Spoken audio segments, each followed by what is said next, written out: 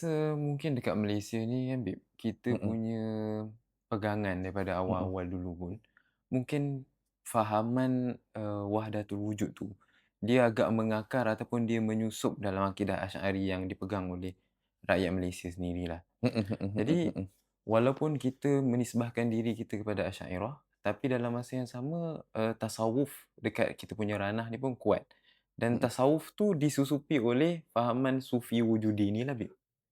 Jadi Mmm. saya rasa dekat Indonesia pun macam mana, Bib? Tak jauh beza ya ni, ada Hmm, beberapa saya jumpa juga sama ya ni. hmm, Cuma nak cakap banyak atau tak, kita tak boleh cakap macam itu ya. hmm, Kat Malaysia kita tak boleh cakap macam itu karena kena kena survei dengan baik. hmm, Tapi ada. Saya hmm, confirm itu. Di Indonesia saya satu, dua saya hmm, jumpa dan memang tak boleh dipungkiri, memang tasawuf sendiri sudah disusupi dengan hmm, wahdatil wujud.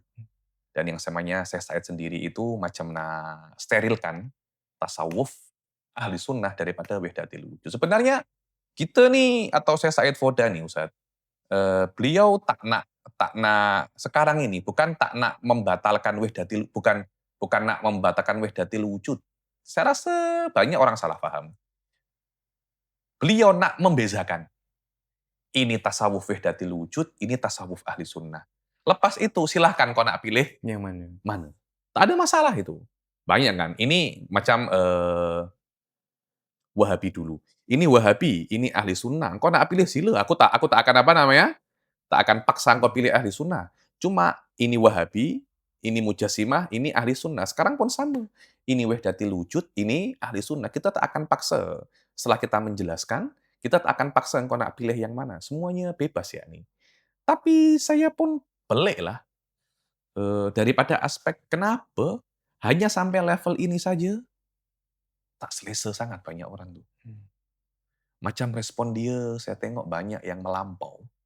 Banyak yang melampau. Saya pun pelik. Mungkin saya pun tanya beberapa guru saya pasal ini tuh mungkin fenomena ini kena dipelajari. Kenapa ketika Ibn Arabi itu contoh? disentuh, macam banyak orang tak selesa sampai semacam ini. Karena kita seperti ahli sunnah ya, kita kan tahu ya, tak ada yang maksum kecuali Allah dan Rasulnya. Tapi seakan-akan Ibn Arabi ini Maksum. seakan-akan maksum, seakan-akan. Hmm, Saya tak cakap maksum, tapi respon yang saya tengok semacam memaksumkan Ibn Arabi. Ada isyarah ke sana. Walaupun tak ada yang berani cakap Ibn Arabi maksum, tak ada yang hmm, berani, karena jelas-jelas salah itu. Cuma membela dengan sedemikian rupa, takwil kalam-kalam yang pelik-pelik. Bukankah itu memaksumkan Ibn Arabi. memaksumkan Ibn Arabi ya Hmm, nih? Yang saya rasa hal ini jika dilakukan oleh selain Ibn Arabi, mereka sempoi aja, tak ada apa-apa aja. Tapi ketika Ibn Arabi, wah, ini ulum Syekhul Akbar, ini bla bla bla bla. Pelik ya nih, di Nusantara secara umum. Wallahu a'lam mungkin kena ada bahis yang boleh untuk teliti fenomena ini. Wallahu a'lam. Kenapa betul, kita Bib. cakap pasal Ibn Arabi sekarang Betul, ini betul. ya? Tadi kita cakap pasal hukum akal. Macam tertarik jauh pula ke Ibn Oke Arabi. oke Okey, oke kita oke. tarik balik, Bib. Kita Oke tarik balik ke perbincangan asal oke. kita. Kita cakap sebenarnya asalnya tujuan kita adalah untuk memberi penjelasan pada orang awam, betul Betul tak, Bib? betul betul. Pasal hukum akal. Jadi orang awam bila Habib dah terangkan pasal hukum Hukum akal, akal, iya. masuk pada pasal Ibn Arabi kan, Bib? Ibn Arabi Alal Fikrah, dia dia tak setuju dengan akal dengan arti dia setuju dengan akal tapi pada levelnya. Hmm, Tapi di atas akal itu sendiri ada level yang lebih kuat daripada akal, namanya taur kasyaf. Yang mana taur kasyaf ini dia bisa untuk membatalkan akal. Ini adalah salah satu daripada torikoh wahdatil wujud yang mengatakan wahdatil wujud secara akal tak boleh, secara akal batal. Tapi kita tak hukumi wahdatil wujud benar dengan akal. Kita menghukumi wahdatil wujud benar dengan kasyaf. hmm. Yang mana kasyaf itu level yang lebih tinggi daripada Akal. akal. Sebagian lagi ulama wahdatil wujud seperti Abdurrahman Mulajami dan ada lagi yang yamil ila wahdatil wujud siapa? Bahauddin Zada. Hmm, Itu torikoh-torikoh yang mengatakan wahdatil wujud mumkinun aklan. hmm. Kemudian kasyaf akan menjadikan yurojih, Bainal mungkin. wuku. Hmm, Ayo, maksudnya ini bisa iya, bisa tidak. Al-kasyaf yudrikul wuku. hmm. Saya Said Foda mengatakan torikoh yang kedua ini lebih kuat daripada Sama. torikoh yang pertama. Ya, ini orang-orang yang sesat tak sesuai, inhiraf, ada semacam keterpesongan daripada aspek manapun, biasanya ada problem daripada akal. Ibn Taimiyah punya problem dengan akal. Ibn Arabi punya problem dengan Oke. akal. Pasti semacam itu. Oke. Wallahu a'lam. Oke, Bib. Kita tarik balik, Bib. Kita tarik balik untuk orang awam, Bib. Heeh. Bila cakap pasal hukum akal, macam tadi kita cakap mula-mula kan, ada setengah orang awam akan kata, adakah syurga dan neraka tu logik akal? Iya. Adakah mukjizat Nabi seperti membelah laut tu logik akal? Mhm mhm. Adakah kita solat 2 rakaat tu logik akal? Mhm. 4 rakaat tu logik akal? Macam mana, Bib, kalau kita nak Jadi, jawab? kita kalau nak tengok dia ini logik akal atau tidak, dia ini masuk akal apa tidak, kita kena kembalikan ke dobit yang saya sebutkan kat awal tuh. Apakah ini bertentangan dengan tanakut? Hmm, Apakah ini masuk ke dalam kontradiksi? Atau dia masuk atau melawan mabda'ul huwiyah? Jika tidak, maknanya dia logik. Kita bagi contoh saja. Apakah sholat duhur 4 rakaat itu logik akal? Dengan arti kalau dia ada sholat duhur dan 4 rakaat, akan ada pertentangan dengan mabda'ul huwiyah dan mabda'ut tanakut. Kita tengok, tak ada masalah pun. Maknanya sholat sholat 5 waktu itu bukan tidak logik akal, akan tetapi dia itu mungkin akal. Ada ada beberapa orang tak faham antara perkara itu la yudrikuhul akal dan baina yuhiluhul akal. hmm, Jadi akal tak boleh tahu iya atau tidak, dan akal cakap dia tidak mungkin terjadi. Mukjizat itu bukan daripada aspek akal menentangnya, tak. Mukjizat mengatakan ini boleh jadi, akal mengatakan ini boleh jadi, ini tidak. So lihat ya. hmm, Dia daripada aspek mungkin akli. Ketika akal dibentangkan di depan akal ya nih, apakah engkau boleh terima kalau ada orang membelah lautan? Membelah lautan ya, apakah dia bertentangan dengan man'it tanakut? Apakah dia tidak, itu man'it tanakut? tidak. Tak. Apakah dia bertentangan dengan mabda'ul huwiyah? Tak. Kita akan cakap ini mungkin. Akal akan cakap semacam itu. Tapi akal tak boleh untuk cakap ini jadi atau ini tak jadi. Tak boleh akal semacam itu. Begitu pula ketika dibentangkan di depan akal, akal, boleh tak ada surga? Surga, apa itu surga? Surga tempat yang elok, dingin, seronok, selamanya. Saya rasa mungkin je tak ada masalah. Apa masalahnya? Karena adanya surga tidak bertentangan dengan mabda'ul huwiyah dan Nah, mabda'u man'it tanah. tanakut. Semacam itu. Kemudian nanti kita memerlukan instrumen yang lain untuk mentarjih antara dua ihtimal yang diperbolehkan oleh akal. Ada yang cakap, "Oh, ini tidak ada. Oh, ini ada." Instrumen yang lain ini biasanya kita kenal dengan nama hukum syar'i.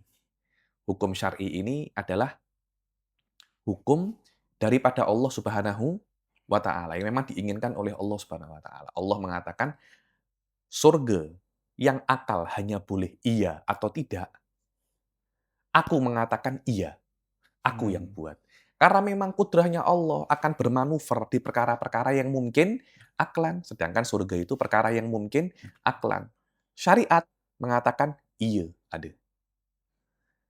Jadi di situ manuver daripada hukum syara akan me me menguatkan salah satu daripada kemungkinan yang diperbolehkan oleh hukum akal. akal. Hmm, Ada lagi yang namanya hukum adat. hmm, Hukum adat ini kita kenal sebagai hukum alam semesta.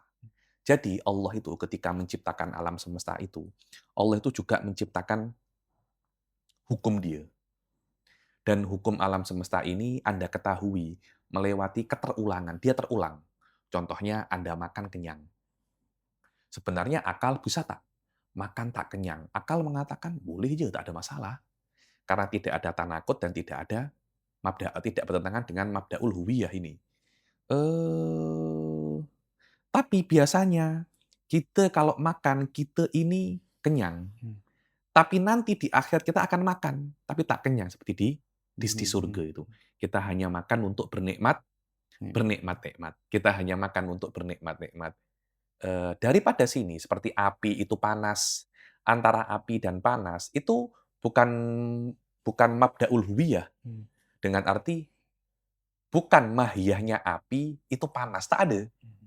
Jadi antara api dan panas itu bisa terpisah. Karena itu bisa api, tapi dia dingin. Wadah ya? Mhm. Sebab itu kan Nabi Ibrahim ketika dilempar ke api, "Ya naru kuni Bardan wa bardan salam. wa salaman." Wahai api, jadilah kamu dingin. Bukan api jadi es, bukan. Mmm, Dia still api, tapi dia tak panas. aiwa, so lihat. Mmm, Jadi antara api dan panas itu dua hal yang berbeza. Dia selalu ada bersama-sama dan Anda mengetahui karena keterulangan. Maka ketika Allah mengatakan, "Wahai api, kamu still api, tapi kamu tidak panas." Di sini yang namanya mukjizat, kharqul adah itu di sini. Ibn Arabi, ya, mhm. di dalam masalah Inqilabul Adzab Udzuba, saya rasa bermanuver kat sini. Dengan arti ketika neraka, api, panas. Mungkin tak api tidak panas? Karena ada perbezaan ya, Mmm, antara api dan panas. Karena api boleh dingin, still dia itu apa namanya? Api, seperti yang jadi kepada Nabi Ibrahim. Ibrahim. Bukan ma'annahu kaunihi panas, dia dingin, tak ada semacam itu. Mmm, Itu akan bertentangan dengan mabdaul mhm, huwiyah nanti, akan bertentangan dengan mabdaul huwiyah. Jadi, hukum adat ini adalah hukum alam semesta yang Allah ciptakan ketika Allah menciptakan alam semesta, yang Allah buat dan Allah inginkan ketika Allah menciptakan alam semesta, dan ini tidak bisa dibatalkan kecuali Allah yang membatalkan sendiri. Dan membatalkan hukum alam semesta ini kita kenal dengan nama perkara yang luar biasa. Berbeza nama dengan berbeza dari siapa? Munculnya perkara ini. Jika muncul daripada nabi, namanya mukjizat, perkara yang luar biasa. Daripada wali, namanya karomah. Daripada orang fasik, namanya istidraj. Namanya apa namanya? Istidraj. Dan hukum alam semesta ini kita ketahui melewati keterulangan, terulang. Contohnya Panadol menghilangkan pening, menghilangkan terus semacam ini, hanya di antara hukum fisika, Panadol menghilangkan pening. Api, panas, panas, mmm, panas. Akhirnya Anda tahu bahwasanya api itu panas. panas. Daripada keterulangan. Dan keterulangan ini boleh dibatalkan oleh Allah. Dan nanti akan batal. Allah akan menciptakan dunia baru, namanya akhirat, dengan sistem yang baru. Bukan dengan sistem alam semesta yang ada Sekarang. sekarang. Ini yang namanya hukum. Dan ini tak sekuat hukum akal. Mmm, Karena hukum akal tak boleh dirubah. Hukum adat boleh dirubah. boleh dirubah. Wallahu a'lam. Kalau kita Mhm dah mhm, cerita pasal hukum akal tadi, Bib, hukum mhm. akal, hukum syarak bermakna kalau Allah suruh solat 2 rakaat Mhm. ataupun 4 rakaat, dia tidak bertentangan dengan 2 mabda' tadi, 2 Iya. prinsip. Mhm. Kalau Allah nak suruh 4 rakaat, dia tak bertentangan dengan mabda' huwiyah ataupun man'it tanaqud. Mhm mhm. Mmm, Cumanya Bib, kadang-kala benda ni bukannya sesuatu yang mudah difahami, betul tak Bib? Betul betul. Kalau orang-orang awam, dia akan cakap, "Kenapa pula kan? Kenapa?" Dia akan cakap benda ni tetap tak logik juga. Contohnya, cipta benda-benda yang gaib tetap tak logik kan. Pengalaman Habib sendiri Bib, untuk memahamkan orang awam berkenaan hal ni macam mana Bib? Saya rasa cara memahamkan orang awam itu terpulang kepada experience Anda menghadapi Mmm, orang awam itu bagaimana. Memang mmm, saya tahu mungkin tak mudah memahamkan perkara-perkara semacam ini. Tak mudah memahamkan perkara semacam ini bukan artinya mustahil. Dan orang awam wajib belajar hal semacam ini agar tak tertipu ya, agar tak tertipu. Karena saya rasa banyak orang tertipu dengan torekoh-torekoh yang tidak benar, atau syariat yang tidak benar karena tidak tahunya mereka tidak pahamnya mereka terhadap hukum-hukum semacam ini, masadirul ahkam ini ya. Saya rasa dan juga memang harus ada apa ya, cara baru untuk memahamkan hal ini dengan cara yang lebih mudah. Dan saya pun sedang mencari cara itu bagaimana. Hmm. Tapi pengalaman saya betul, seperti apa yang Anda katakan, experience saya mengatakan bahwasanya memahamkan hal ini kepada orang awam semudah apa yang kita Sampai. pikirkan ya nih. Walaupun sebenarnya hal ini mudah aja, tak susah-susah sangat. Tapi lil asaf orang-orang zaman sekarang sudah jauh daripada ilmu-ilmu semacam ini. Akhirnya mereka itu nak belajar itu susah sikit. Kita lebih suka TikTok, lebih suka Fathul WhatsApp daripada Fathul Wahab katanya. Kalau orang kan macam bila kita cakap pasal hukum akal, hukum syarak, hukum adat, dia menambah sesuatu yang lebih daripada hukum akal tu Mhm sendiri kan. mhm. Macam tadi Habib ada cerita Ibn Arabi, Iya iya, dia akan tambah satu lagi kasyaf. betul. Ataupun Ibn Taymiyah akan tambah fitrah. Mhm mhm. Ataupun Syiah akan tambah Imam Maksum. Mhm mhm mhm. Bila dia tambah sumber-sumber yang berasingan daripada akal, Mhm Al-Quran dan mhm Sunnah, mhm mhm mhm. ataupun mutawatirat, apa yang akan terjadi sebenarnya? Yang akan terjadi akan banyak sekali hukum yang berbeza.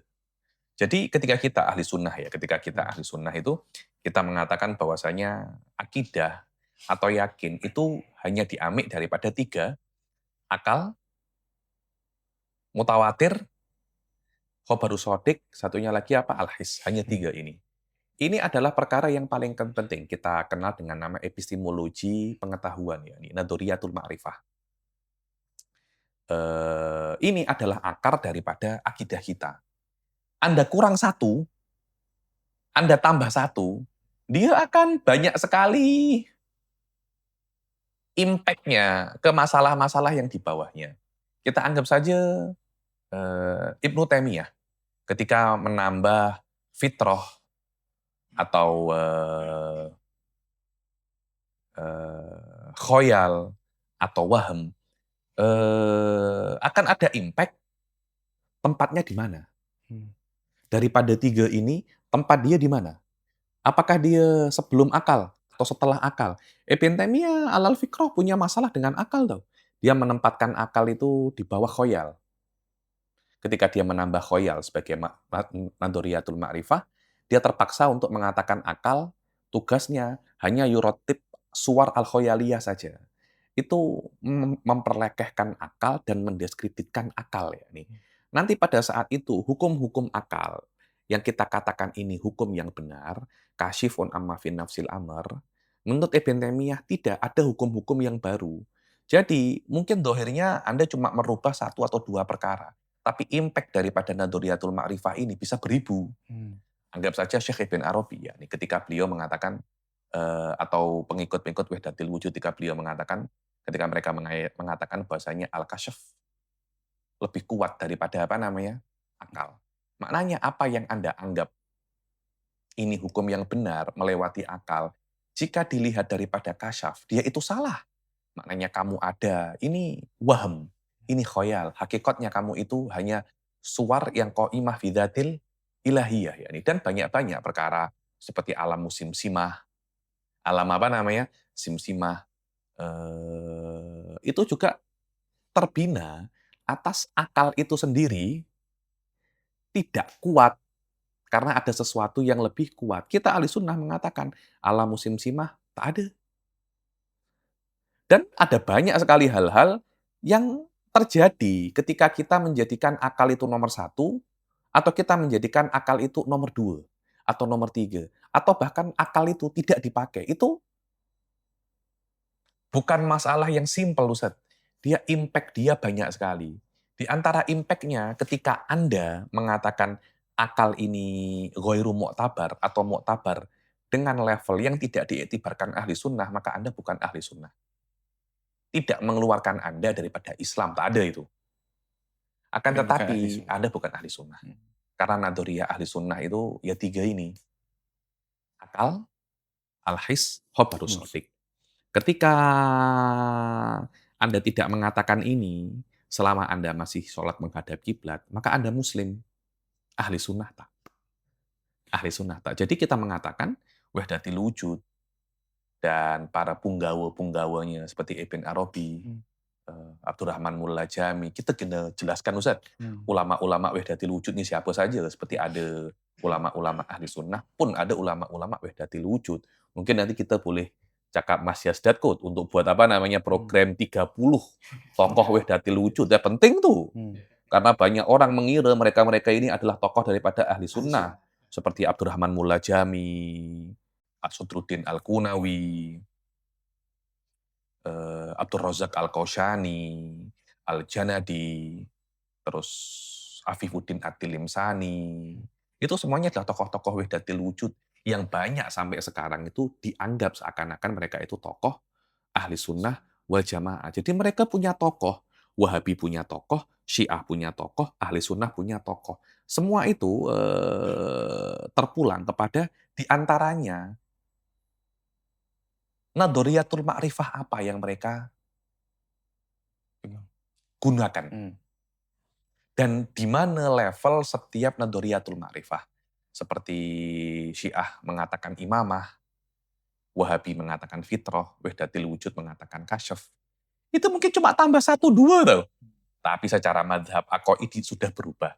Karena impact ke dalam masail akidah banyak gila ya Allah. Banyak gila tuh. Banyak sangat itu. Banyak sangat. Yaitu yang namanya masail usuluddin, yaitu. Yani Nadhriyatul Ma'rifah, di antara masail-masail kalamiah yang akan mempunyai efek besar dalam masalah usuluddin. Kalau emang itu bukan usuluddin itu sendiri ya. Nih. Maksudnya walaupun tambah 1 ataupun tolak 1, Aduh, habis dah. habis lah. Habis dah itu. Okay. Jadi memang masail usuluddin itu tak banyak, tapi satu saja berbeza, habis dah. Habis dah. Kalau Habib boleh bagi contoh sikit? Apa Boleh, itu? Bib? Maksudnya kalau perbezaan dari segi nazariyah ma'rifah, apa contoh pendapat-pendapat yang berbeza? Ahli sunnah contohnya, dengan orang yang tambah fitrah sebagai nazariyah ma'rifah. Jadi apa yang berbeza dari segi pendapat ni, Bib? Daripada fitrah ya, nih fitrah atau Ibn Taimiyah ketika menggunakan fitrah, kita menggunakan akal. Daripada aspek jihad, yakni ketika fitrahnya manusia tengok berdoa ke atas, ketika cakap Allah menunjuk ke atas, mereka akan mengatakan bahwasanya ini fitrahnya manusia, mengatakan Allah itu punya arah. Ketika kita mengatakan bahwasanya fitrah itu bukan nadhriyatul ma'rifah, bukan termasuk cara untuk mengetahui kebenaran, dan Ibn Arabi pun menggunakan fitrah loh ya. Ibn Arabi menggunakan fitrah, tapi tidak dengan cara Ibnu Taimiyah menggunakan apa namanya? Fitrah. Tapi dua-duanya menggunakan fitrah. Ibn Taimiyah menggunakan fitrah li isbatil jihad, Ibn Arabi menggunakan fitrah untuk isbat inqilabul adzab wudubah. Oh, betul. Ya nih, wallahi ya kemiripan antara kedua manhaj ini jauh lebih dekat daripada apa yang kamu bayangkan. Sangat dekat sekali. Bila-bila mungkin kita kena buat podcast lah. Kemiripan antara Ibnu Taimiyah dan Ibn Arabi. Saya cakap kedua orang ini satu ayah beda ibu, saya cakap. Satu ayah beda ibu daripada aspek akidah mereka ya. Maksudnya usul mereka itu akarnya satu, tapi masodiknya berbeza. Sebab itu saya cakap satu ayah beda ibu ya. Ini bila-bila akan saya jelaskan masalah ini.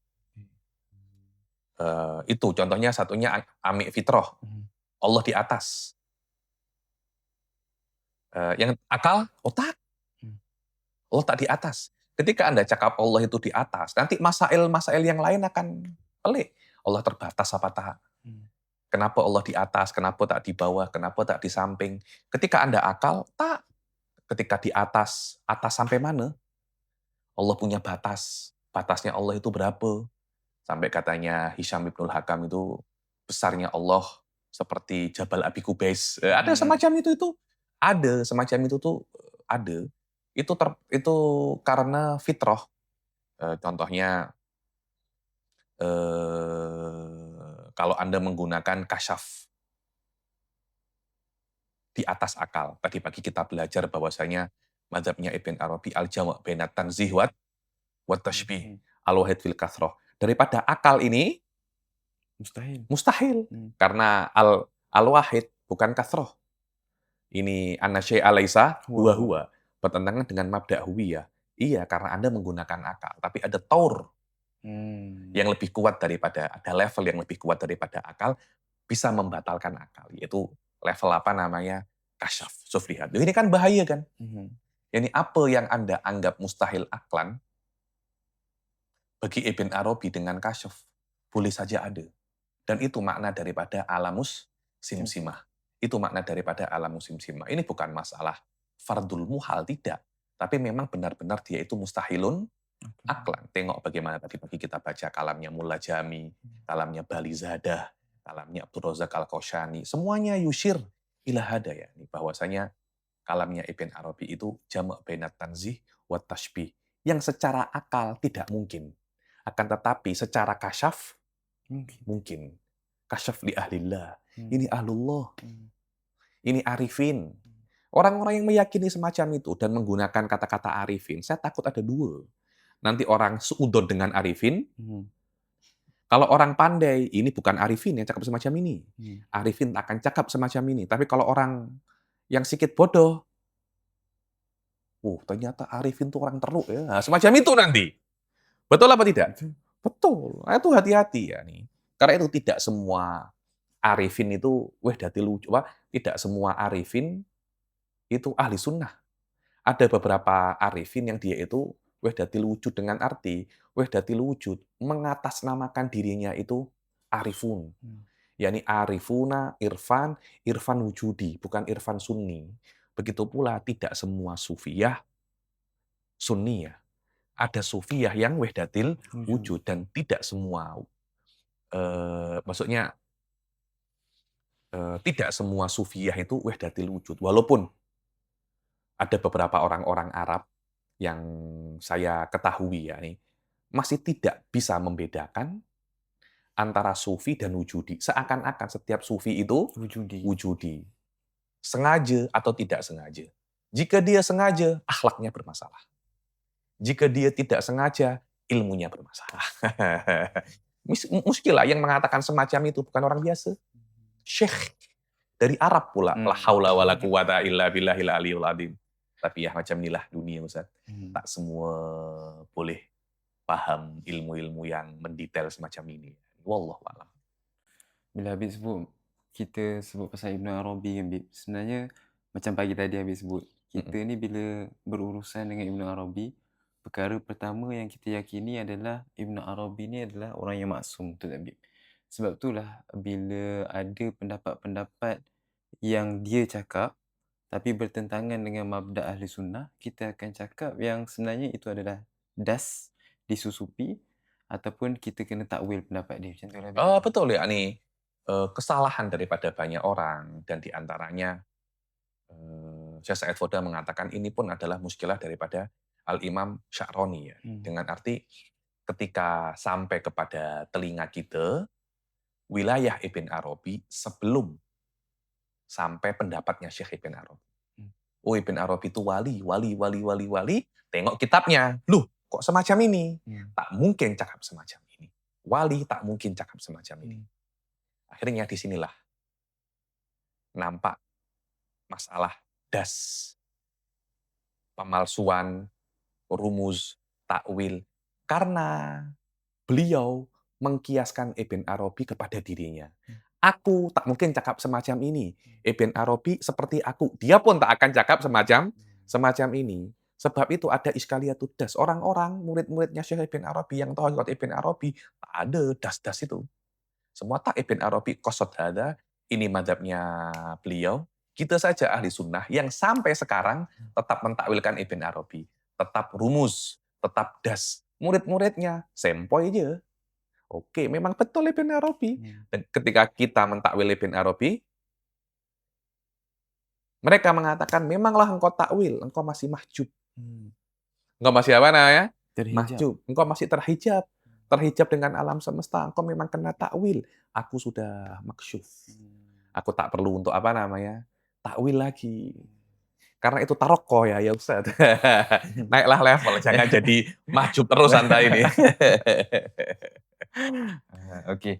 Habib, tadi kita dah bincang, saya rumuskan sikitlah Habib kita bincang yang hukum terbagi kepada 3, hukum akal, hukum syarak dan hukum adat. Habib pun dah terangkan dan saya rasa orang awam boleh ambil manfaat yang kita kata bahawa benda yang tak bertentangan dengan akal itu seperti tidak bertentangan dengan mabda' huwiyah Mhm. juga mabda' mana'it tanaqud, maka benda tu sebenarnya logik akal. Logik akal. Logik akal. Logik Jadi akal. saya harap orang kat luar sana, orang awam faham yang Faham. syurga, neraka, solat 2 rakaat, solat 4 rakaat tu Sudah. tidaklah kita kata tak logik akal. Dia tidak, betul. Tak logik akal. Dia Dia masih mungkinun aklan. mungkinun aqlan. Kemudian kita dah bincang pasal Ibnu Arabi sikit, Bib. Mhm. Pasal perpecahan, adakah benar Syekh Said dah menyebabkan perpecahan? Pecahan. Dan saya tak rasa benda tu berlaku dekat Malaysia. Mhm, Mungkin mhm, rasa tak selesa tu mungkin berlaku, mhm. tapi Bukan perpecahan mungkin, berlaku tu. berlaku rasa tak selesa tu Eh, betul, rasa tak selesa tu berlaku, Berlaku. tapi taklah sampai berpecah belah. Perpecahan tak ada. Kemudian Habib pun dah sentuh banyak pasal Ibnu Arabi, Kasyaf, Ibnu Taimiyah, Fitrah dan sebagainya. Betul. Saya rasa kita tutup dulu kita punya Mahukas setakat Okey. ni, Bib. Ingat kat luar sana, mahu tak mahu, anda kena tahu. Assalamualaikum warahmatullahi Warahmatullahi wabarakatuh. wabarakatuh.